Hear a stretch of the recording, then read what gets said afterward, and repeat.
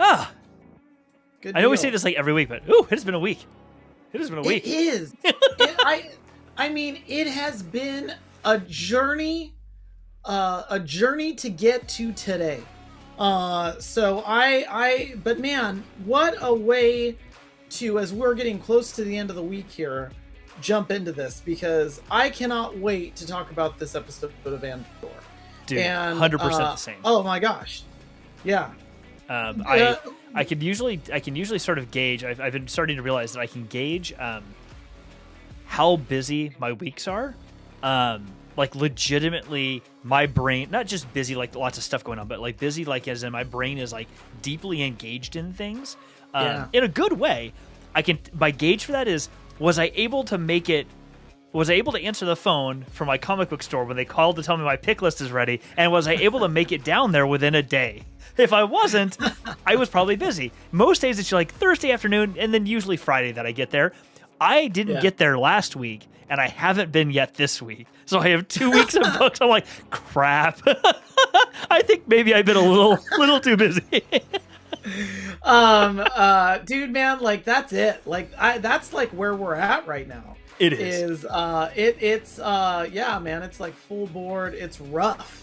It really is. What we have that's going on right now. We do. You know what though? That's why we're here, because this is like this is the way I see it. Like there's Hump Day that everyone's familiar with, of course. But for me, really, it's the Kessel Chat. You said this before too in a different way, but like the Kessel Chat for me is like it's the demark of the week. Like Friday, because we typically do no meeting Fridays or low meeting Fridays. Love I guess. No Meeting Fridays. And so love No Meeting Fridays.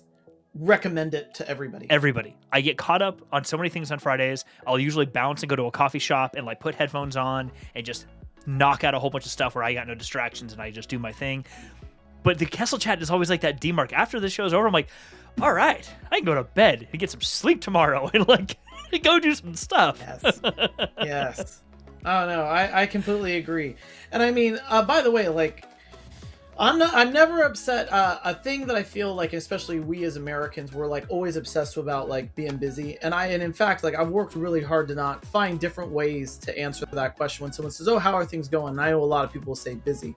And by the way, I see that we have people starting to join us here. I'll just call out if I was just asking Jeff if I have audio issues. I've messed with my mic, so feel free to leave a comment. Let us know. I gotta say, like.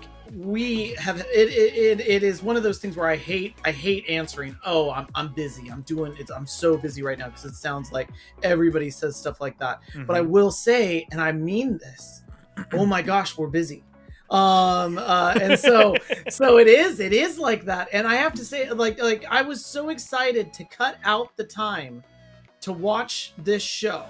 And I got an honest question for you, Jeff, because we're going to jump out, obviously, into episode 6 of Andor here. Now, when we have these reviews, when we do these shows where we go through a review, I feel like sometimes it's homework. Like I'm like, oh, I got to watch the show. I got to take a bunch of notes. I got it's a lot. When we were doing Book of Boba Fett, I will tell you that there were some of those episodes where I was like, oof, this is a lot of work. Same page.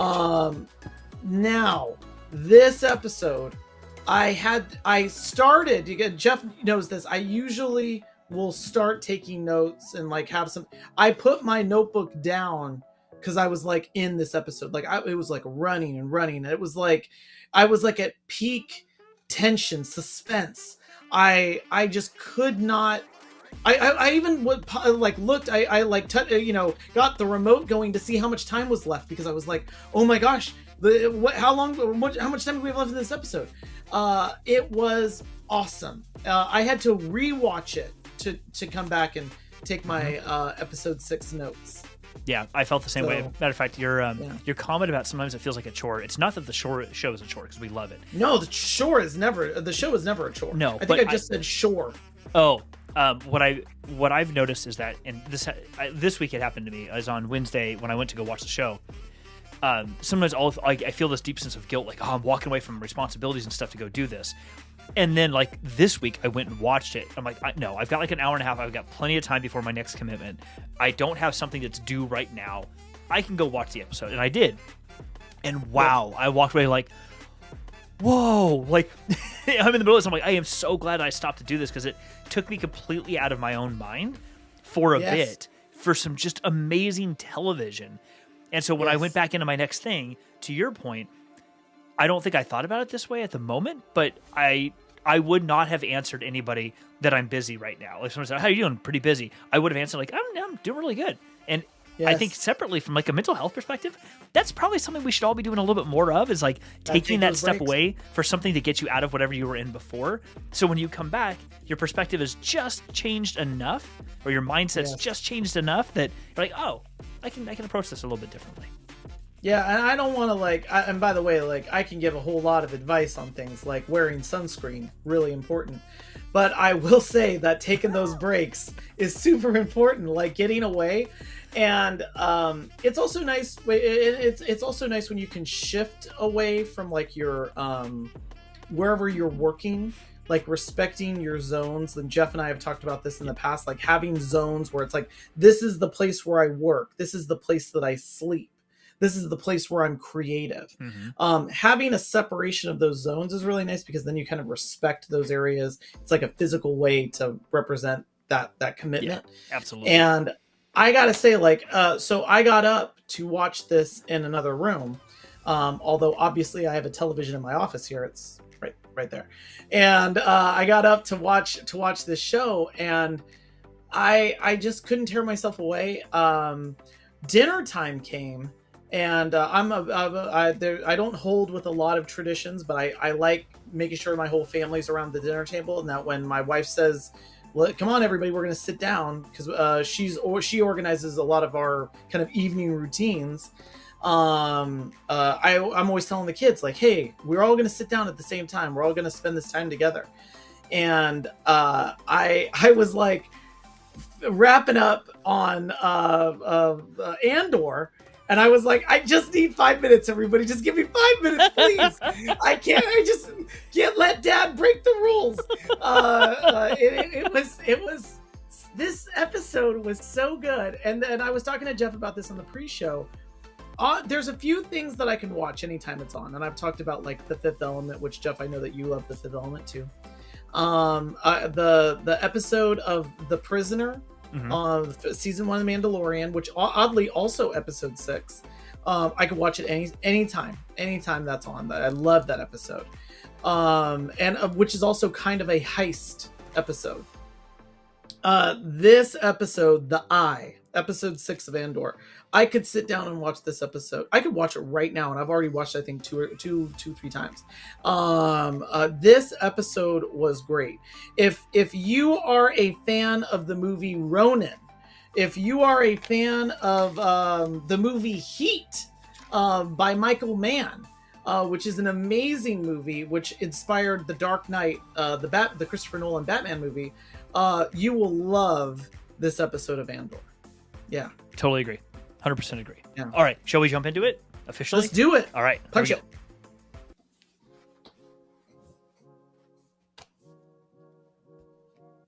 Oh, hey. I transitioned to the wrong one. That's okay. It's fine. It's okay. I miss not having Karina here.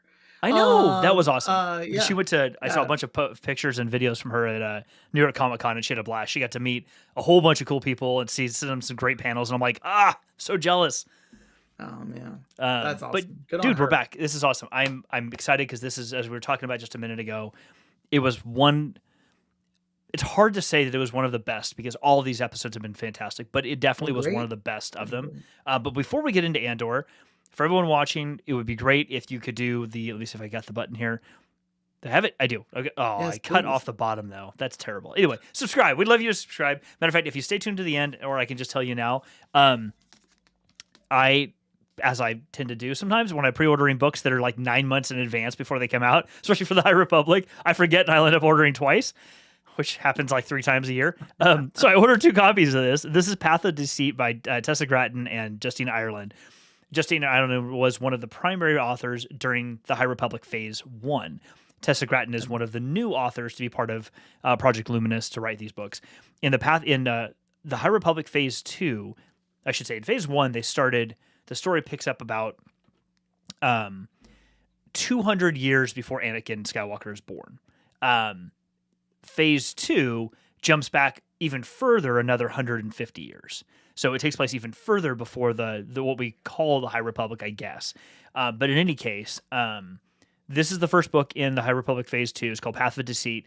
It's a young adult book, brilliantly written, and it just hurts so good. You get to the end of this book, and the High Republic books have been sort of like a more, like, as far as ending and through lines are concerned, almost like a more tame version of Game of Thrones. Like, there are no darlings in these stories at all, and the people, like, no one's protecting the darlings. The stories go to the conclusion they need to go to, and it's done really well. So I'm showing this to everybody because since I have an extra copy, Ryan and I decided that we're going to give this away. So all we ask is anyone watching live or on Team Replay, if you haven't subscribed yet, just go ahead and subscribe, and we're going to leave this open for about 2 weeks. We'll watch all the subscriptions that come through in the next 2 weeks, and then we'll pick somebody at random, and we will ship you this book. This is actually my other copy is sitting right down here on my comic book box. I just finished reading it, but this is a brand new copy. It hasn't been no highlighters or tabs on the pages or whatever else. So brand new copy of Path of Deceit. Jeff will sign the book though for you. I will. If you if you're interested, Jeff will mark the book up for you. I will absolutely do that. We'll mark it with the Kessel chat. Yes, absolutely. We'll totally do that. But yeah, that's awesome. Right on. So glad that we can do this. The episode 6 though of Andor, I feel like we might want to let everybody know right at the outset. This is going to be a spoiler heavy episode. We are going to be talking about episode 6 of Andor, The Eye. If you have not yet watched it, this is definitely a moment to pause our episode and go and watch not just a great episode of Star Wars, a great television. Yes. A great story. It was amazing. Jeff, you know what's a thing that often we don't do? And I was wondering if maybe you might be interested in doing this tonight. Is giving us a brief recap of the run of this episode, because I feel like we need to start there so we can start somewhere. Like there is so much going on in this episode. There is a ton. It's hard to let me see if this works. There it is. There. The sounds didn't work at first for some reason. Anyway. By the way, the klaxon alarm that plays in this episode is sped up a bit, and I noticed that. And it's while the yes, exactly. It's this alarm, and it's while the TIE fighter pilots are dropping into the ties, which was so cool. That was beautiful. And just and again, I think that we got to start with this episode and the things that happen on it, because it is all slow rolled. This episode, by the way, for anyone that's asking, this episode is 57 or 53 minutes. I think it's 53. Yeah, it was a pretty long one relative to the length of the other ones. 53 minutes long. The shortest episode of Andor was the second episode, 37 minutes long. I have a theory why that's the case. But 53 minutes long, and do they slow roll everything? They do. Jeff, I think it's important though. We should set the stage. How did this episode go? So we picked up from the last episode where the crew, this haphazard crew of misfits, rapscallions, are ready to pull off their heist. They've gone to a ridgeline above this it's a dam, I believe, above this dam, and it's at night. They're sleeping. They're all going to try to chill and just calm themselves down to get ready for the next day, because the next day is when they're going to take on their heist. And so the crew kind of splits. A bunch of the guys will stay in one place. That Vel and I forget her name go off because they've got a different part to play in a different area they're going to come in from. And then we see down below, and I don't remember a lot of the characters' names, but their partner, who is the Imperial officer, he's setting the stage in his places for wherever the troops are going to be and how they're going to go in a way that isn't suspicious. And then we also know that the Dalny, what is their... Oh, I had to write this down because I knew this would come up. And by the way, like I too the characters, because there's a bunch of people that are introduced and it's only for this episode and it's just like in and out, and so it's hard to keep up with all the names.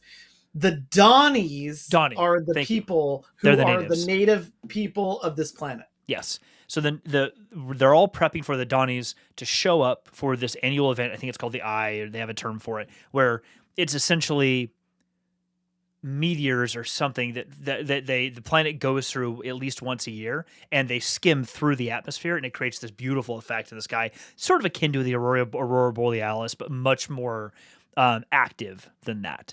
And so they're all prepping. That's what happened in the last episode. So this episode starts off with, they're ready to go. They're all getting into place. And almost immediately, you get the sense that things aren't going to start working the way they want them to. Almost immediately. A couple of things I noticed right off the bat was Vel and her partner, her romantic and heist partner, are at the far end of the reservoir that the dam is holding back, and they're in a little rock outcropping, hiding, waiting for the moment that they need to get into the water with what we see as like a submersible that pulls you through water. That's a common thing we see in our world. And as they're sitting there, a squad of soldiers, Imperial soldiers, walks up, and one of them is gonna relieve himself, and they're shooting the breeze and having a smart ass conversation. But you can tell by the reaction of Vel and her partner, they were not expecting them to be right there. And it's a little thing. And anybody watching going, oh yeah, of course that's what's going to happen. We'll just hide for a second or two. It's like, yeah, but showrunners and writers don't put things like that in there just for fun.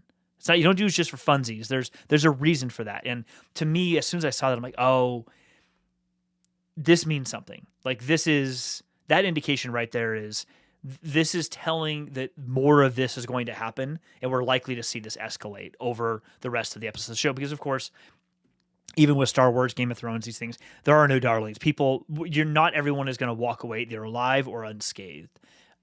In parallel to that, time-wise, something really beautiful was happening, in my opinion, which was inside the control room, the commander of the base and a colonel from someplace else is doing an inspection or whatever the person's really doing there.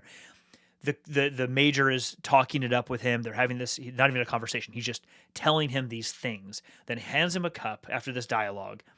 Actually, lack of dialogue, because he does all the talking. Hands him a cup with presumably some sort of alcoholic substance. And they like do kind of a cheers, like as much as the Empire cheers each other. And they turn and they look out the window, and they both stand there in their matching uniforms. Only difference is the tiles and the way they look, but they're matching uniforms, and they both drink their things at the exact same time. And I actually, it was sort of and pour water on your face like I just did. Right? Because the mouthpiece was turned just to the side when I did that. Anyway, I actually wrote on my list of like possible show titles was Empire's True Colors. I actually paused the video right there, and I took a picture of my phone, and I think I posted it on Twitter, and it was basically like that moment right there. That is the Empire. That is everything you need to know about the Empire in that moment. The homogeneity and it's not just homogeneity, it's forceful homogeneity. Those two, for me, I mean, I can keep going with the show flow, but like those two scenes, the first sign that this isn't going to quite go the way they want, and this forceful homogeneity, or homogeneity, however you want to say it, of the Empire, tells you that they don't like being disrupted in any way, shape, or form. And the crew has planned this out really thoroughly. And when you put those sorts of things together with each other, the way that I read that situation, that is, you have this group that doesn't like to flex. They do not like to be flexible for anything at all. And you bring in a highly chaotic situation, you're not going to get a predictable outcome. And so as much planning as this crew can do, those two scenes to me said, if you couldn't assume it already, that those two scenes to me said, you are not going to get a predictable outcome in any way, shape, or form. So just let it all go, because they don't want to be flexible. It's like that immovable object, they're over here and this highly chaotic one, and it's not going to play well with each other. And we see that play out right away. Like we don't have to wait till the very end or near the end when the actual heist is happening. The whole way we start to see little hiccups happening, looks and things of that nature. before I hand it back over to you, I wanted to say, Aussie Star Wars nerd, thank you for being here. We appreciate it. Hello there. I love the intro. Yeah, no, I loved that scene. That's all of these things are kind of happening at once, because you're getting a little bit more of the politics of the rebels. You're hearing, Nemec is talking about his manifesto. He's talking about his faith, about how he couldn't go to sleep. Mm-hmm. And then you're cutting between that and Cassian tells Nemec, though they don't care about you, that's what's up. Like, they don't even think about you. You're nothing to them. And then you cut to a scene where you're hearing a colonizer talk about how you conquer a population over time. And this is the two members of the Empire standing there talking about how you're basically robbing them of their culture a piece at a time. And I like how they say, pride is their problem, and we're going to use those things against them. There was like this evil bureaucracy of how they were describing a dwindling population that they themselves are killing off. And how they just talk about people like they're just disposable. That was and again, they're doing that while they're like kind of, again, I don't know if it's a toast or even thought of it as coffee, that they're just sitting there and it's like talking about how you're disposing of people over a cup of coffee. Wouldn't it be worse if it was just coffee? Because it makes it almost, this is just a bureaucratic decision about numbers and resources. And that's it's just the mundane, the mundane bureaucracy of human extinction and or extermination, I should say. And that really hit home. But if I'm right, we leave that scene and we rejoin the rebels from there. And that's, I think, the first time we also hear the phrase Echo One, which I thought was a great callback to Echo Base and Echo One. And you spend all this time with the characters. And so, Jeff, if you want to pick it up from there, I think at that point they go from there to scenes of the administrator and his wife and son, and then the infiltration of everything. Do you want to pick it up from there? Yeah, absolutely. So they I absolutely love that. He's getting ready with his family. He's the commander is being, and I apologize. I meant to have this text up above here. Let me see if I can make it go away for a second here. There. Yeah, that works. Oh, nice. You got a little tighter on there. By the way, like, I see that we've had a couple more people that have been joining us as we've been talking. We're getting into episode 6, Andor, the Eye. We're at full spoilers. We've just covered that kind of opening scenes. We are now moving right into the next step. So if you haven't seen Andor yet, you really want to pause. If you're on Team Replay, pause the episode now. And come back. But so Jeff, we go in and out of talking to the rebels. Everything's getting ready. You find out things like Tamrin was a stormtrooper. Mm-hmm. You're spending all this time learning about the characters, which I am not going to lie. I was like, man, I'm loving this. But that means we're probably going to, like, I love your references to Kill Your Darlings. We're probably going to lose some of these people that I'm really starting to like. Yeah. But then we cut back to that same bureaucrat who's the administrator, and he's now with his family. I'm surprised at how much time we are spending with families on in this series. But going ahead, Jeff. Yeah, that scene really hit me hard because it's not just that it wasn't just that he's spending time with his family. It was the watching of him being very, I don't want to go so far as to say verbally abusive. Although there's a passive aggressive abusive nature to what he was doing with his family. No, he's being a jerk. He's like, my 12-year-old son can trust himself, Oh yeah, he's being an asshat. Let's just be fair. Yeah. It was interesting though because he clearly doesn't want to be on this place. So he sees what he's doing there as almost a punishment. And I find that interesting because it also builds up to the motivations of the people. You get, not only do you get to the character development of the rebels in their prep for their heist, this character development between this moment that you're referring to, and if we pull back to, I think, the last episode when I don't remember his name, but he's the one who's actually in the Empire still, who's helping them. And when he goes downstairs and he has two of his non-commissioned officers make a comment to him like, hey, the men... I remembered him because Gorn is a Star Trek reference, which I try to work into every episode. I remember this, yes. Okay, so Gorn, he two of his NCOs say something to him about it would help the morale of the men if we could do this thing at a different time. And he gives in and gives it to them. And it's interesting to me because we're seeing a lot more of the...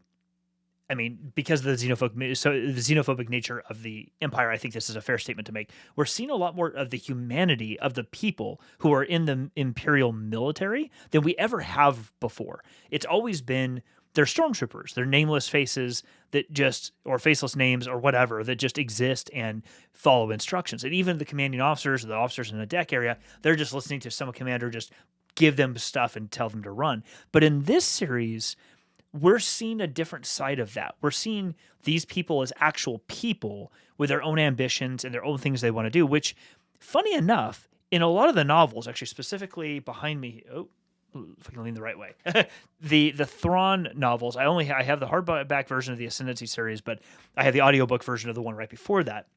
We see a lot of that in that book series where we get to learn more about the officers and the people and enlisted people who are in the military as real people and their motivations. But we haven't seen that so much in these shows. And Andor, we're actually getting to see that more.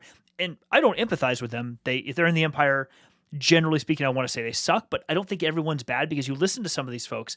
They're just people who are doing a job. And I'm not... when I say that, it's really easy to hear what I just say. Wait, Jeff, you could overlay that on the Nazis too. They were just doing... I know what the word... I recognize how the word sounded the moment they came out of my mouth. But what I mean in this case is it's interesting to see that about these characters because, at least for me, it gives me pause when you're watching the story play out to realize that they're not just automatons or droids that will perform this action because you told them at gunpoint to go do so. They are actually humans. They are actually people with thoughts and feelings and things that they want. They don't just blind like Cybot, I think is his name, or whatever his name is. Lobot. Lobot, that is partners with Lando Calrissian, that has the computer basically built onto his head and doesn't speak verbally but communicates with Lando that way. Like, they're not just connected to a computer and do whatever the computer says. They're actually people. And I find that interesting that they made a point of bringing those up in the show so that as the heist is happening, it's not just ordering a bunch of soldiers around who are like, dude, I really don't care. Take their money. It's the Empire. No, they're actually people. Whether or not their motivations are good or not, and we can tell by the commander of that base that they are not good motivations. His wife and kid don't deserve any of this. His wife and kid are just people who happen to be, is married to this person. He's not a good human being. But others are just people. And I find that really interesting because, again, it stitches together... The rebellion are just people, and they hate this machine that is the Empire for what the machine has done to them. But then when they have to actually interact with the real individual humans that in many cases make up the Imperial ranks, the experience becomes different. I'm not saying good or bad. It just changes. And you see that in some of their behaviors. Some of them get more intense, like Skeen. Others get a little bit shaky because now they have to interact with a real person. There's an actual human right there. You are pointing this gun out and ordering and yelling around.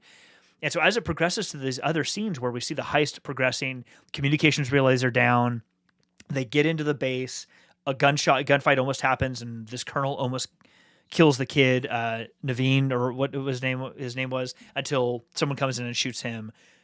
The radio operator, all these things start happening at the same time. Like the confluence of like different things happening go from almost like a scattering, like a mind map, and start coming in closer and closer into their orbit. And we start to see them happen in rapid succession. And we see the radio tower finally realize, oh God, I don't have radio signal. Wait, I have this. Hold on, I just tuned into this. And then this is happening here.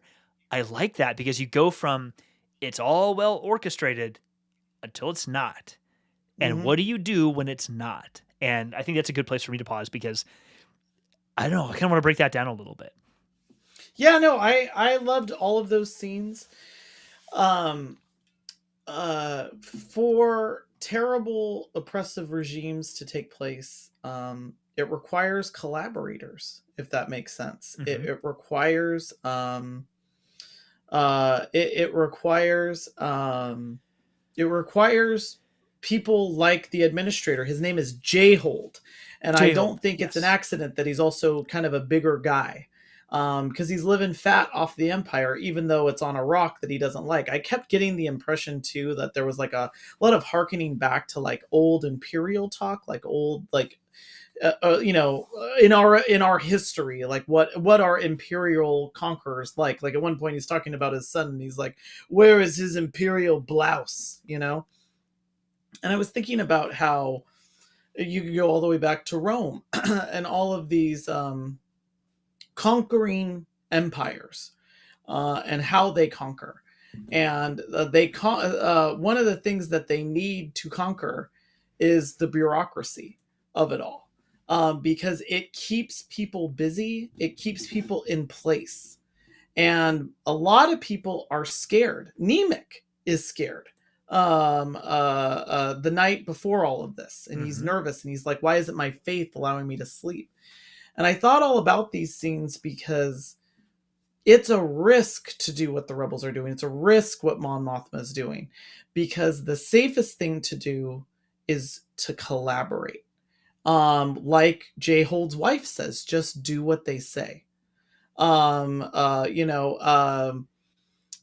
Motorcycle Diaries, which is about Che Guevara's young life, he basically says, freedom is found with guns. That is how freedom is won. Another revolutionary. I found myself watching this and really enjoying the fact that there aren't stormtroopers. The only people that wear helmets with full masks are the TIE fighter pilots, and everybody else, you see their faces. You hear you know that it's a human that is looking to hold down another set of humans. I loved all of this. By the way, the music of this episode was amazing. I thought it was going to give me a heart attack. As you were describing those scenes, in the background of those scenes, the music is ratcheting up, like the whole way. And I found myself even like, I loved all of the real human moments. This is like how, again, we've talked about this, Jeff, that series like this work best when you use the time of a long series rather than a 2-hour movie to give time for your characters to just like sit with them. And you see Vel being nervous. You see Nemec being nervous. You see Tamron being agitated. You get all of the tension build up. And then, like what you said, and this is like a trope of heist movies, everything goes right until it doesn't. There's always a blunder or something. And that's what I was waiting for. I was like, when is it going to all go wrong? When is it all going to fall apart? And when the radio guy from the Empire realizes that the comms have been cut, it's at the exact same time that Vel is saying, nobody has to die. Nobody has to die in this. We'll let everybody, or I'm sorry, that's what Cassian says. Nobody has to die. And then Vel says, look, you want to work with us. If we either win or everyone dies. Either we win or we all die. And here you have two sets of extremists, just like what you were talking about with the immovable, the unstoppable force, the immovable object. You have these two diametrically opposed forces, both trying to affect order on the other. This was great. And I'm going to throw it back over to you, because at this point, this is where it all falls apart. And I will say it's also where the lighting for this episode is getting less and less and less. And it feels like it's all closing in around them as things are falling apart. So now they're down in the vault with the administrator. They're going to steal all of this Imperial money from this sector. Jeff, what happens next? So one thing I really wanted to call out here is that at the moment that that's all happening, the same time and actually before I go into that, Aussie Star Wars Nerd had put up a comment, and I really appreciate this. I agree with you 100% that they're really doing a good job of humanizing the Empire. And I'm not going to put words in your mouth, but the way that I read that and the way that I would think that is, we're not saying that humanizing as in we're making them good. We're simply making them real, like Making them humanizing as in people. like they're becoming real people to us as humans when we're watching the show. So it's hard when that happens. It is very hard as a human being to not have even some modicum of empathy for that character, because now you've humanized them.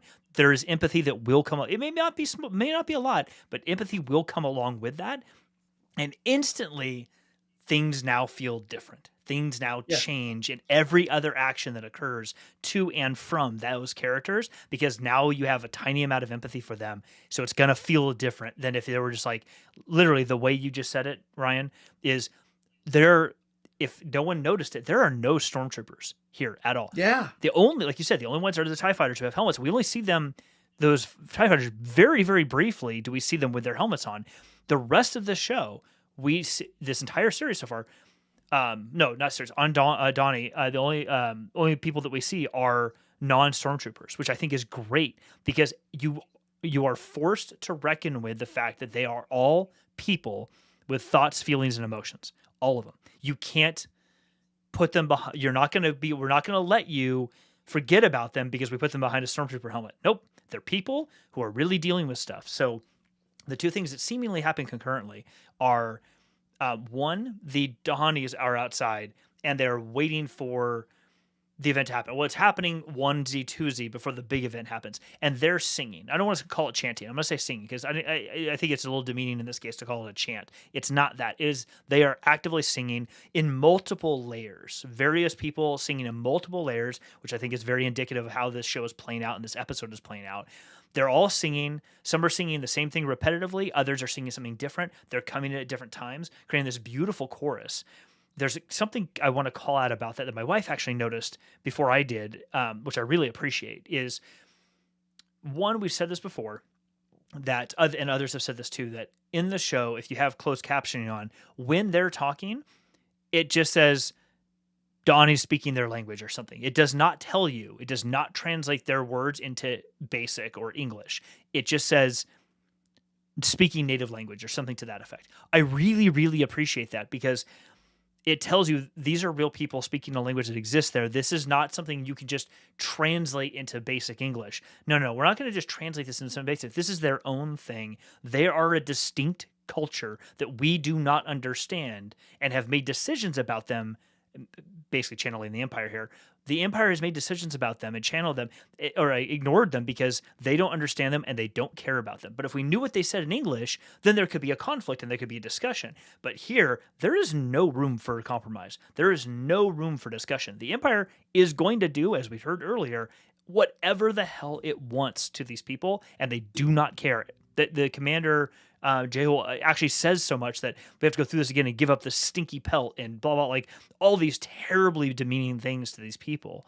Yes. But so that's all happening. And if you look at all the people, they're all different.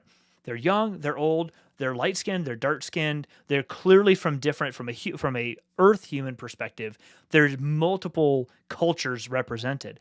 And I love that because, again, it represents that even in Star Wars, where we so often see that a planet just has a singular culture, like Earth, we don't. We have hundreds and hundreds, and if not thousands of different cultures that make up the entire planet. But in Star Wars, most often what we see, or even probably in Star Trek for that matter, most planets or civilizations we encounter have kind of a unified culture. There are subparts of it that's kind of represented as one people. That's the them, like whatever culture is. This is the Da'anis, like as if they just are everywhere on the entire planet. And I liked that they still, even though doing that here, they still brought in an element of, but the people can be different and look different from one another, even if they are a collective civilization. And you see it in how they physically look in the audience or the group. I love that. And also their singing comes to a crescendo about the time that things are coming to a head in the heist. So all this stuff is going on in the Imperial Vault. They're running people in circles. And I love, they pull out almost the, it's not quite like shaky cam, like Evil Dead style shaky cam. It's not quite that, but it's almost the Michael Bay style where the camera is like near the ground and up at an angle following somebody. So it looks like they're running at an angle and like, which creates a sense of anxiety as everybody's running. Everything is hyper chaotic. They're running everybody ragged. The commander, Joel, I think you said was his name. He's getting more and more haggard. He's sweating profusely. Yeah, because they're in the vault. And this is when I thought, oh, reminds me of like Heat. Because I think it's Heat where they have the discussion about how heavy money is. That they're like, you guys, you got to remember, like this bag is going to be, is going to weigh this much. So you need to be prepared to transport that much of the weight of the money. And the reason why I was like, oh wow, we're like in full heist at this point, like how heavy this money is, the physical credits that this is. And they're using the soldiers that are in the vault, which by the way, they're all like playing sabacc, which is like, I love how even in the Empire and it's like, the Empire, this is what happens when you conscript your soldiers. Yeah. They don't want to be there. They don't want to die for this stuff. They just want to go back to their regular lives. And so the Empire, they're willing to be like, yeah, man, I don't care. Like, oh, you just want us to work and get this stuff on this ship? Yeah, we'll do that. So they're being run ragged, picking up all the money out of the vault and putting it into the ship that's also co-located in the vault. But I love that you brought this up, because I love how they're using the people there to do that work, because it's that much money. It is this massive vault of money, and they show just how heavy it is, which I thought was such an interesting practical thing. It's not zeros and ones. It's physical credits, which I like. It's fantastic. No, it's okay. It's fascinating that you bring up that tactile aspect of this, because in Star Wars, it is even in the TV shows and movies, it is extraordinarily rare that we see paper printed things is not normal in Star Wars. Even, and as you said, even credits, Imperial credits, are a piece of metal substance. It's a little piece of metal. It's a little piece of metal. And so it's heavy, and like, yes, paper money is heavy as well, but the same amount, I think they said like 80 million credits or something like that. It was some ungodly amount of credits or something. Yes, 80 million. That's right. That same amount in paper probably wouldn't be quite as heavy but even still, I mean, it's still a lot of physical stuff. When you see that room that has this very sort of like money loading up the slot machine, also made me think about is the bombers in The Last Jedi. Where they fly over, where it kind of opens up, and then they're just racks that just kind of drop out. It kind of reminded me of that, where if you open up these straps, they would just kind of slide off and roll on the floor and be, create a mess. But they run them ragged to get this stuff onto this particular ship that they can get out of there with, and instantly things just start going very poorly. Just immediately start going. I will say the only part of their plan that goes basically according to plan is Vel's partner is up in the main room with the wife and the son and the two control operators that were in that room, and they're at a table. I love the symbolism of the four of them, the wife and the son sitting in the middle, the two operators sitting on the sides, bound and gagged. I don't like that, obviously, but I like this comparison of the Force 4 people in this very restrained scenario, physically restrained, and this beautifully set table waiting. Well, beautifully as in like it's well appointed for the Empire, set out ready for them to have dinner, but no one's going to get to have dinner, and she's just kind of walking around making sure things happen, because when the whole thing ends, you don't see what happens to the four of them. She just leaves the room, but you don't even see that. You just see her kind of like walking to a corner, and then the next scene, she's walking outside. And that's it. It's like the only part of this plan that actually went the way that it was supposed to go is she just kind of walked away. And that was it. I'm like, that was fascinating to me. But like this chaos, I don't even remember half of it that happens in there. Guns start going off. Somebody has a heart attack. Like all of this stuff just starts happening like in rapid succession. It's like tropes of it's like Dog Day Afternoon or other bank heists. There are all these tropes of a bank heist when it goes badly. And one of them is, by the way, there's a theme of betrayers in this episode. Yes. And what it is to be a betrayer. Gorn is a betrayer to the Empire, and the one guy, the J-hold, the commandant of this place, who's down there, he's a big guy, and they're making him lift all this gold. Let's just call it what it's intended to be. It's all this gold, the gold bars, and, or raiding Fort Knox, or whatever. Exactly, yeah. And so they're just like, loading it all in there, and then he sees Lieutenant Gorn come down. And Lieutenant Gorn, the guy is like, the commandant is like, "Oh, you're gonna hang for this," which I thought is such an old timey way to say that. Yeah, like the Empire has gallows apparently, and I'm gonna swing a rope over a tree and get you on a horse. Yeah. I just thought, like, what an old West type of thing this is right now. Like, we're gonna hang for this. And I just thought, and Lieutenant Gorn says, this is Lieutenant Gorn. See, and this is where there are tropes, and I've talked about this a lot. There are tropes in certain styles of movies. There's tropes in spy thrillers, the secondhand shop. There are tropes in bank heists. One of them, by the way, is you have to go to an underground doctor because something went wrong. Mm-hmm. And that also happens in this episode. But another one is the collaborator on the inside has to pay the ultimate price. And that's because they've been collaborating. They've been helping the system that they hate. And Lieutenant Gorn says, essentially I should be hanged for serving you for 7 years. Yeah. I really love that he said that. I love that they didn't make him tragic.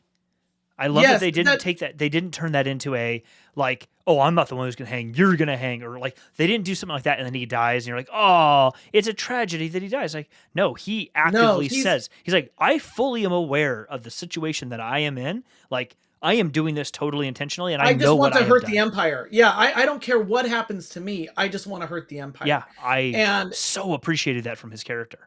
I liked that. I liked that because it and by the way, there was another trope that they broke, which is there should always be a rule of two, which is Cinta is upstairs by herself with, Cinta, as you said, the wife and the son and the two other people, and typically that means that Cinta doesn't make it out, and Cinta does make it out, so we know that happens. By the way, there's a thing, handprint identification, to get into the vault, and it is almost a shot for shot use of the Spaceballs handprint identification, which I thought was hilarious because that's not in Star Wars handprint identification, and I love that it looks very much like Spaceballs. Just like it took me a while to realize that Nemec's little navigator thing, that's a Polaroid camera.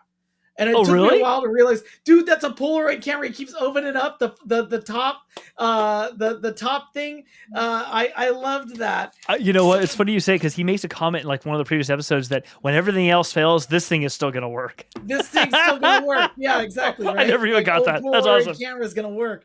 But yeah, so they're in the vault. The army crew, that's the firing crew, the infantry crew that's up on the surface, is running now down to the vault. It's all dark. They've got most of the ship loaded. All of your principals are down there at this point. Cass is in the pilot seat and he's like, we gotta go. So he's the getaway driver. Again, we're in a bank heist at this point. And this is where it all needs to fall apart, which is exactly where it does, which is the one of the soldiers from the surface sees Lieutenant Gorn and says, "Hey, what's happening here?" He doesn't know Lieutenant Gorn's a turncoat. He doesn't know he's collaborating with the rebels. And he's trying to get them to leave. And I'm going to throw it over to you because this is where all of the planning, everything falls apart. I love that. When he asks him, "Sir, is everything okay?" And he's like, everything's fine. It's okay. The guy just keeps looking like, are you sure? Okay, you can go rejoin your men. You can go join your men. And I don't remember the rest of the dialogue there, but it is very clear that the person he is giving that command to does not either believe him or is highly suspicious of what he just he's said. Highly suspicious. Yeah, he's highly suspicious because Lieutenant Gorn is, and by the way, like, I often think, what would I do in situations like that? I know that sounds silly. This is the same thing that happens. Like if I'm watching The Abyss, I try. Can I hold my breath for as long as Ed Harris swims? So I was sitting there thinking, what would I say to these soldiers if I was Lieutenant Gorn? And my first thought was, oh, I'd say this is a super classified thing and they need to leave right now. And so that's exactly what he says. And then he looks at the commandant and he says, tell them that they need to leave because this is super. Oh, sorry, classified. I was thinking of a different scene. Yeah, yes, when they're inside and he's telling this commandant, tell him this, and the commandant. That's when the commandant starts having his heart attack, right? Yes, because they've been running him ragged, moving all that Yes. gold, and so then the commandant, like he's like.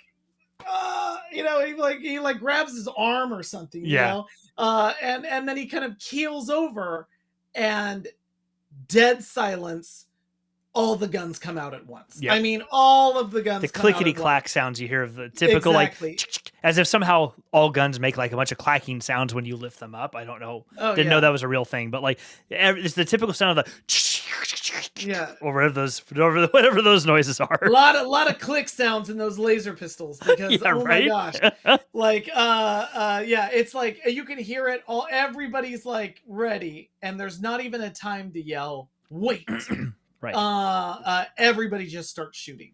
And I'm sorry. I'll refrain. No, Please take it from you're totally right. I love how that played out because it takes the chaotic nature of what just happened that was still almost kind of a controlled chaos to no, there's no control anymore. Just get it going. Just get from here to there as fast as you can. And of course, everything starts falling apart immediately. Like people start getting hurt. People are either shot. And they finally get onto this. They finally do get onto the ship. Cassian is not unscathed. Like he's kind of gone unscathed most of the actual heist. Like he's not super involved in a lot of what was going on. He has a part, but he's not. He's just playing his part. It's kind of just going without him until that one officer was hiding under their stairs, and Cassian ran up, and the guy followed him on and attacked him and starts choking him. And he only is saved by Nemec, who just happens to take a shot and catches the guy and gets him, and he lives. But it goes for a bit there, and you're like, Cassian kind of let his guard down to get this thing done because everything is happening so quickly. Like basically from the beginning of the heist or a few minutes in, you're just on the edge of your seat.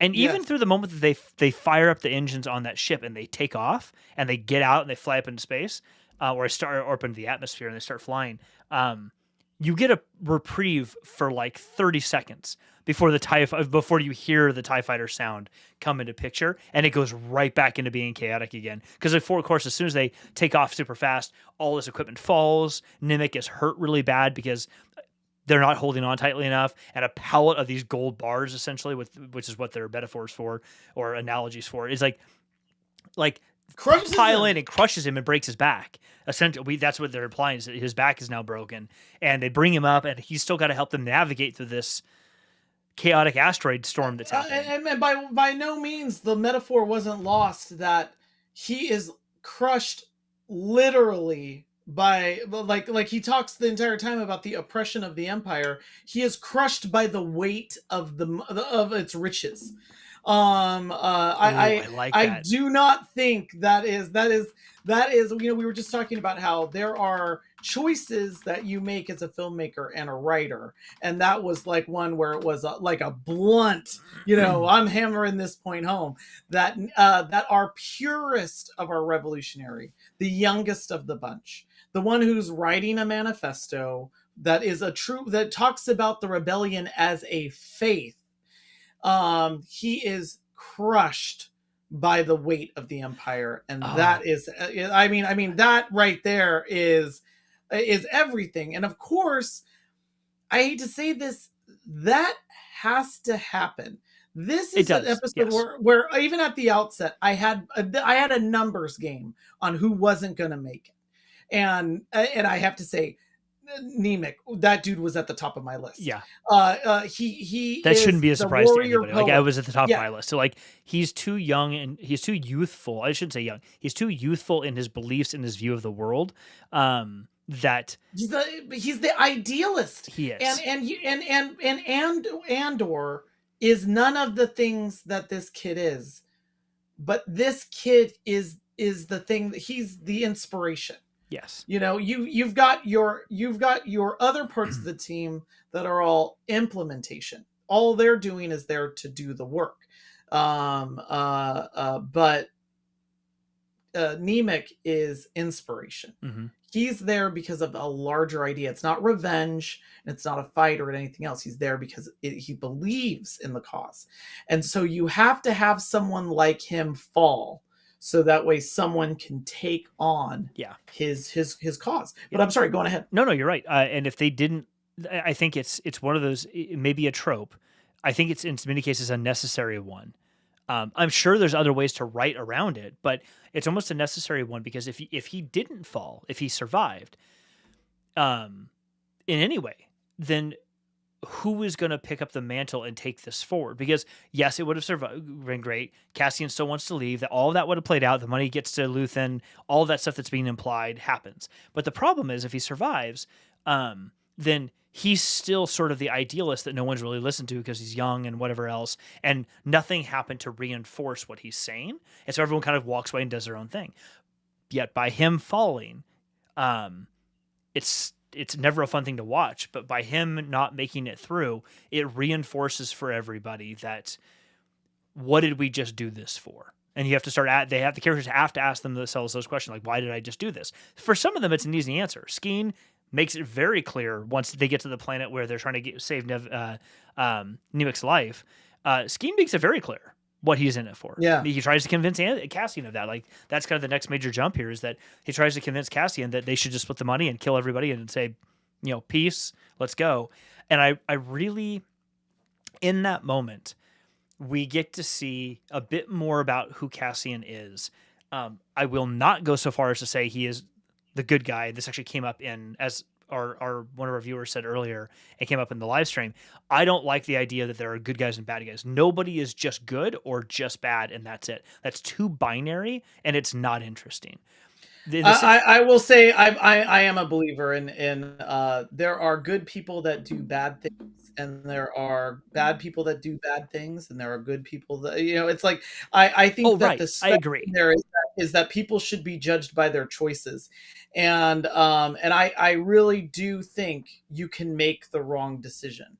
And I'm with you. I agree with you. And that's actually why I like, so when I say the phrase, like, the bad guy and the good guy, that's why the reason I don't like those is because what you said, good people that can do good things and good people that can do bad things, and vice versa. It's not binary. It's not this or this and that, because no character would be interesting if they're good and they don't do anything but good things, and that's it. Right. Like, that's a completely one-dimensional character, just like the bad that just does bad for bad, and that's it. Like, okay, well, there's nothing redeeming there, so there's no evolution of this story.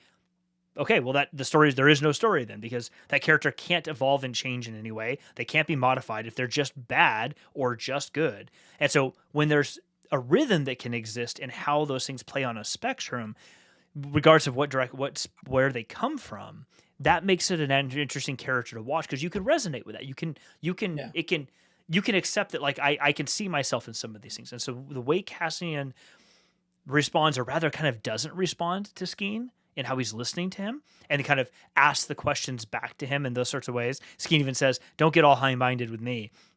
I love that interaction, because in the moment, someone asked me earlier today, were you surprised by Cassian shooting Skeen? And my response was, surprised? Sure. Was it unexpected? No. Like, I was fully expecting that something like that was going to happen. Was I surprised it happened in the way that it did? Yes. But I was very much expecting that as soon as that encounter started, I'm like, he's going to start asking him, oh, there it goes. Yep, he did that. I was expecting actually Vel to walk out at that moment and catch three of them, which would cause a reaction or an argument, and then Cassian would have shot him. That's actually more of what I was expecting.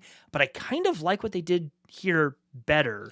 Well, I prefer this. This so much. Don't mean to interrupt. Keep going. You like it because... Oh, I like it because it when he goes in to confront Vel, it gives Vel's character sort of an out from the situation of having to deal with that. So she gets to continue to hold on to, I'm dealing with Nemec. I've got this thing. I'm holding to the thing I was trying to get done.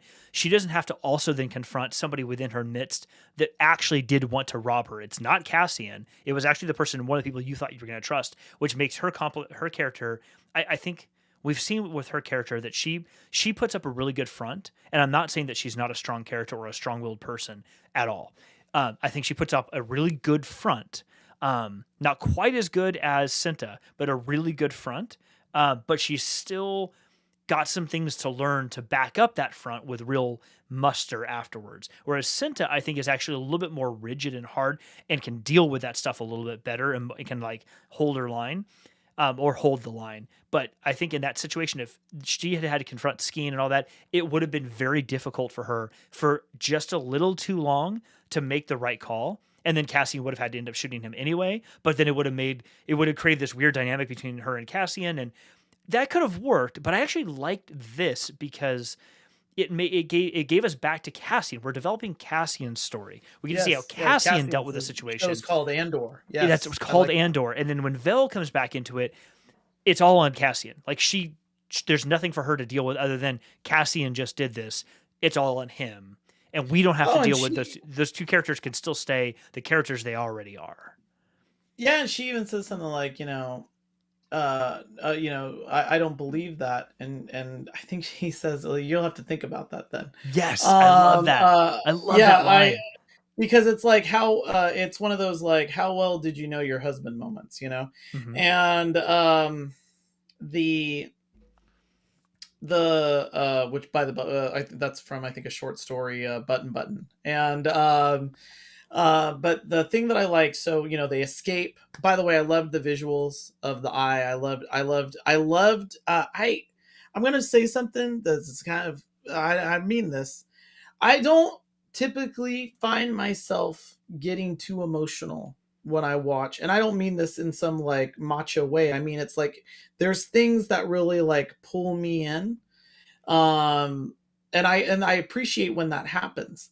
I remember when Rey pulls the lightsaber in the snow, and I remember thinking like that scene really stuck with me in The Force Awakens. That scene has always stuck with me. When Darth Vader tells Luke, "You were right." When, and I should say it was Anakin Skywalker at that point, says, "You were right. You were right about me. Tell your sister you were right." That scene always sticks with me. That's great acting, by the way, by Sebastian Shaw.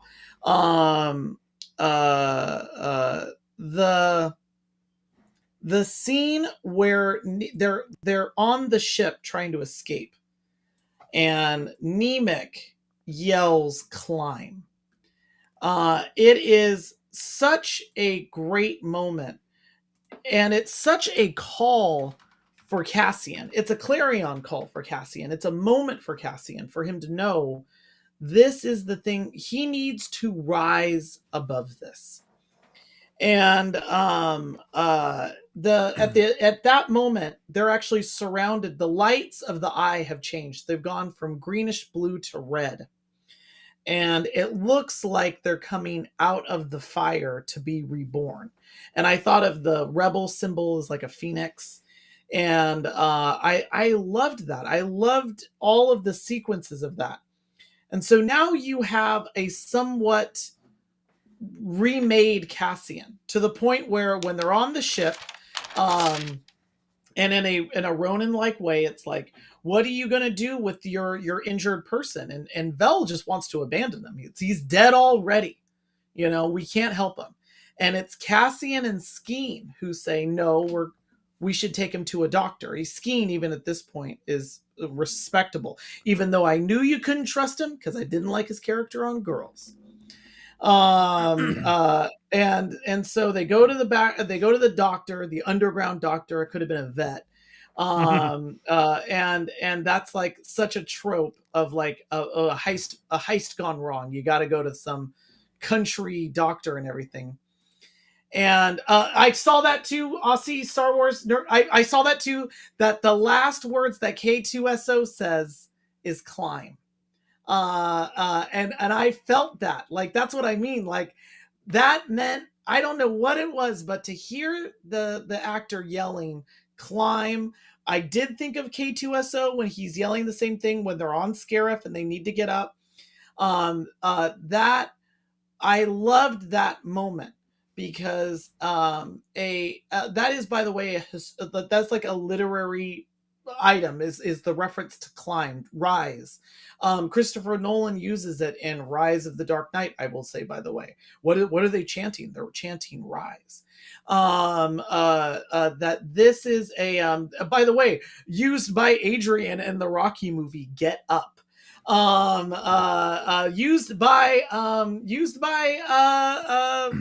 Trinity to Neo in The Matrix. Get Up. Rise is a clarion call for the hero to become something different. And in that moment, Cassian does, and he even says, "No, we're going to go and take Nemec to the doctor."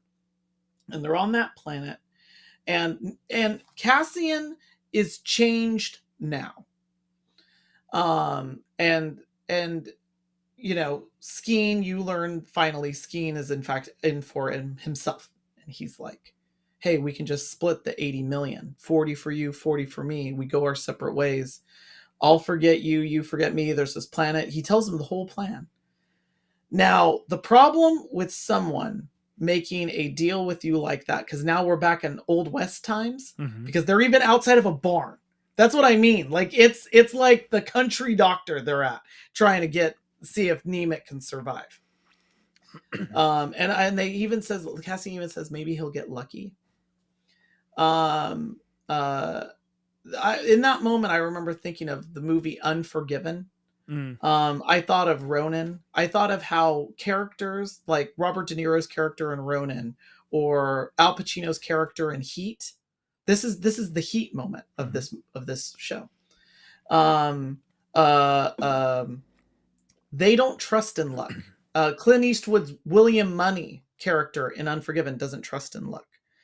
In fact, William Money says he's only ever been lucky with shooting. And when you get a plan like what Skeen says to Cassian, and even I'm sitting there realizing this too, there's only two ways you answer that. You either agree completely with the plan, or you have to kill Skeen. There's no other way around it. Yeah. You can't say, "Nah, man, let's not do that. You're right, let's not do that." No, he just said, "Let's leave him here." He doesn't say, "Let's kill him." He just says, "Let's leave him here and take the money. This is a great opportunity for us." And that's where you get all of this episode has all these layers of betrayals, like betrayal. And now we're at our lowest level of betrayal. Skeen wants to leave behind the wounded Nemec and Vel. He wants to leave behind the ideals of the rebellion. And this is the last honor that Cassian himself can't abandon, because what that would mean is he'd have to, this is like the decision point. He's either going to be in it for himself, or he's going to be in it for something else. And if he's in it, and again, you can't say no to an offer like that. It's like Game of Thrones. You either win or you're dead. And so he has to, right when Skeen starts talking, and I thought that story about his brother in the orchard made no sense at all. And I knew, oh, he's got to kill Skeen now. And in Old West, in Robert De Niro in Ronin, in Al Pacino against Robert De Niro in Heat, he has to kill him. And by the way, spoilers for Heat. I apologize because it's probably one of the greatest movies ever made. But when he goes back in and he says to Vel, "Yeah, I had, I killed Skeen," and he was going to take the money and run. And she says, "Yeah, I don't believe you." And he says, "Well, you got something to think about." I thought, damn, this is hardcore. And he's only taking what's owed to him. He's an honorable thief. And I love how even what's his face calls him the thief Andor. Luthien, he calls him the thief Andor. And in this moment we get that the choices, again, I'm not judging people on good guys or bad guys. I always judge in my real life and in fiction and all this other analysis. I judge people by their deeds. And this is where you get Nemec has died. Here is his manifesto. He wanted you to have it. And in this moment where that's a huge risk for Cassian to walk across that room, and you notice how slowly he does it. Mm-hmm. He reaches over and quickly grabs the book. And he's now the carrier of the ideals. Yeah. I love this. I keep saying that, and I'm sorry because that's not deep criticism. But it's he does even says he rejects the path. What does she say? She says this is his. He wanted you to have it. He says I don't want it, and she says he insisted. It's his torch to carry now, and so yeah, I then love that because then the scene cuts with him leaving, and then. Jeff, I'm sure you have thoughts on all this. And then they cut to Coruscant from there. Jeff, I'd love to hear your thoughts on all this, and then to Coruscant. And I know we're going over. We're almost at the end of this episode. I'm just gonna go to Coruscant because the handing over. Oh, before you're right, the handing over of that manifesto. My first thought on Cassian saying, I don't want that, was Cassian's his nature to tend to want to just say no first, like reactionary, like to anything, just like no. And then when she says he insisted, and she says it with a very calm demeanor, it does make him take pause. He does stop and think for a moment. And yeah, I'm with you. I was very apprehensive in that moment when he's reaching out slowly to grab the book. I thought, are they going to do something else? There's going to be a gun pulled. But there's going to be some type of standoff. Something. But I actually liked that it wasn't that because I did too. There was a very Lord of the Rings sort of moment there where the one thing handing to the other thing, like something about that changing hands, I found very, very interesting about that moment. But yeah, then moving. It's the letter from Saving Private Ryan. It is the goodness in the universe. You know what I mean? And Saving Private Ryan is a letter to his father. You gotta bring this letter back. You gotta get this letter back. It's to my dad, but it's got my blood on it. It's a sacred thing at this point. It's Nemec's sacred thing, and it's now in Cassian's hand. So then we jump to Coruscant, and Luthen is talking to a prospective client about some things, and she's like, but it has writing on it. He goes, it can mean whatever you want it to mean. Like, just kind of very flippant. And there's another customer, maybe her partner or just another customer, sitting in the front sort of lounge area, and he makes a comment, and it's a comment that at the moment you're led to believe, because it's a comment from off screen, that somebody has just caught Luthen. Someone has just That's what I thought. That's exactly, and I know, like, that's exactly what they meant. And then when he pauses and goes, like, what? And then that response, then you look over, oh, well, it's on. The guy's like, whatever, man. It's just kind of on the news. And then Luthen looks at his partner, to her, well, I'll go look in the back. I was just kidding. And he walks in the back, and you see him sort of like, like it's almost like he just did a little bit of a drug, basically. Like, he has this instant, or he breathed in some helium, and like instantly he's just bubbly for a moment or two. Like this moment of levity in all of this, that holy ish, this actually worked. Like, well, so far as he knows, like he, we'll still have to see the money get to him, or whatever, but still that it actually worked. And I love that we're getting to see more of that shop. I was thinking the other day that it's sort of it's clearly a front, but it's a front where it's a mask he has to wear, and has to really wear it well often, but he's not comfortable in it, which makes it even harder to do. And so watching it again, like coming back to that shop as a place we have to see him put that mask on, it does make me think, kind of thinking forward in this series, especially the first season, are we going to get to a point in the first season, I think it'd be interesting, where we start to see fissures and cracks in Luthen being able to wear that mask of the persona of that person who runs that shop and what that world looks like. How is he going to deal with it over the next X number of episodes? I'm very curious to see what they show us of that, because I think that would be really interesting to watch it as he gets more and more of the resources he needs and has to put more time and energy into the rebellion.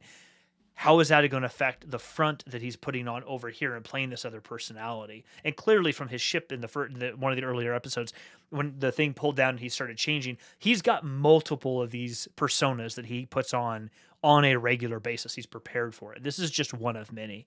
Yes. I'm very curious to see where and when we start to see cracks and fissures, because I don't think he's going to go that persona can go unscathed. I don't think it can last much longer. No, and we also have a scene of Mon Mothma inside of the Senate, which I really like. And yes, I love how the Senate's empty. And it's, by the way, like if anybody goes to the U.S. Congress, like, but that's how the U.S. Congress is. Like if you go to the Senate or sit in the House of Representatives, they very rarely are all in there together. They just go in there and privately. They go in there they go in there when they have to talk. And then they to get on the record, and then that's it. Like a lot of committees, you'll see all of them there, and even then during the committees, I've been to Washington D.C. Quite a few times. I always love to go to the gallery and sit in the Senate or the House of Representatives, and I'm never not surprised at how empty it is in there, because they rarely debate big things together. They just show up and talk and do their part and then walk out. I watched Senator Merkley from Oregon give this impassioned speech on climate change to an empty Senate, but he gave it. And I remember thinking that when I was watching Mon Mothma talking about a fact-finding mission, which, by the way, I thought was a very nice callback to episode 1. A fact-finding mission that has to be looked at for the Gormans, because the Gormans have it's been a boot. The Empire has been on a boot to the throat of the Gormans with their trade, and this is just terrible what we've done. And then there's no one there in the Senate. There's no one in the I guess now the Emperor, but what was formerly the Supreme Chancellor's lectern. Nobody's there. And she's then looking around because people are also getting distracted, and that's when she notices. And I think that's when we cut to the scene in Luthien's shop. But I loved all that. There was one thing, and I'm going to put my little tinfoil hat on. There was one thing that I noticed, and I went back to see if I was right about this, is that when they cut to the shop, the woman who's buying the things is saying to the shopkeeper, who's Luthien's assistant and also helping with the rebellion, she says, oh, and by the way, I'm also skipping past where the ISB has been activated, because this is essentially like a massive terrorist event for the Empire, and now they're locking down everybody. Deirdre's involved. Everybody's involved. No, and he even says, "Don't get comfortable. This is not a meeting." I thought about how. Yeah, I thought about how the bureaucracy of it all, that everybody, there's another meeting. I guess we got to show up. I'm going to bring my coffee. Don't get comfortable. This is not a meeting. I want to have all your guys' plans. But here's my tinfoil hat thing. The shopkeeper says, "Oh, this thing that you love, it's Devron blue." And I was like, Devron blue? Like, what's Devron? Why do I know that? It's Devron system, I think, is where Cloud City is where Bespin is. Oh, I think that's where the Millennium Falcon, like, he's looking through his nav computer, Han Solo, and he's like, where do I look for it? The Devron system. What's in the Devron system? Lando. Oh, Lando system? No, Lando's not a system. He's a man. And the blue. And I thought about how the shopkeeper's wearing blue, Luthien's wearing blue, and for the first time, Mon Mothma's wearing blue. Her space Buick is blue, and I thought, the Kyber crystal chain that Luthien gives Cassian is blue. Mm-hmm. And then I thought, I'm gonna go back and look at everybody's costumes in this episode. And if you go back, you'll notice that Cassian and a lot of the others, they all have these little Cassian, Tamarin, they have blue under their clothing. That the rebellion is concealed. Nemik is wearing red because he's the sacrifice. He's got this big red hat on at the start.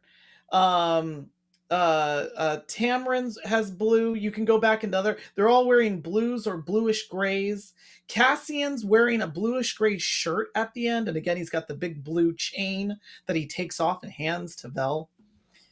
Then the only person that isn't wearing blue that's working with the rebellion is, of course, other than Lieutenant Gorn, who is a member of the Empire, is Skeen, and he's wearing a yellow hat. And he's wearing and he's got black and red on his. Everybody that wears red in this episode does not make it out. I again, it was my tinfoil hat, but I'm a big believer in cinematography and the use of colors to tell stories. I don't think it's an accident that in that scene when the eye starts, it's all blue. And then it turns to red as Nemec is dying and as they're trying to take off, and he's got to rise, and again the whole phoenix imagery. But I don't think it is an accident that this blue color is permeating, and I think that there might be a hidden color story to this show that I am just maybe now just starting to chip away at, because I remember in episode 1 the uses of yellows and green, and even the people that they're gassed and so their skin's all yellow that they find from the ships. The greens, the dark green colors that everybody's wearing on the planet, where like Bix is and everybody else, and all of these the colors of all the gloves that are on the walls. I think there is a secret color story that is being told in this show, and I think blue is a very important color, and I will be watching to see how that plays out next week too. I'm excited to see it too. That'll be awesome. Yeah. All right. Well, we are going to wrap up. This has been fantastic. Like, this episode was seriously just amazing. We went a half hour longer than we usually go. Went a half hour. It's a 90-minute episode tonight. Oh my gosh. Because there was just so much to talk about. And for everyone who's still watching live, we so appreciate you sticking with us, because thank you. This was just fantastic stuff. And just a reminder before we wrap, if you didn't see the Chiron earlier, all you have to do is subscribe in the next 2 weeks, and we're going to be giving away this book, Path of Deceit, brand new copy, first book in the High Republic Phase 2, and we'll send it out to you. So just on YouTube, hit the little subscribe button. That's all we ask you to do, and then we'll pick a random winner in a couple weeks, and that's it. So on that note, I think we are going to call it a night. Ryan, this has been fantastic. It's been a lot of fun. I really enjoyed this. Everyone, thank you so much for seeing us. Everyone on Team Replay, thank you for being here. We appreciate you too. Have a great one. We'll see you next week. Hey, bye, everybody. Cheers.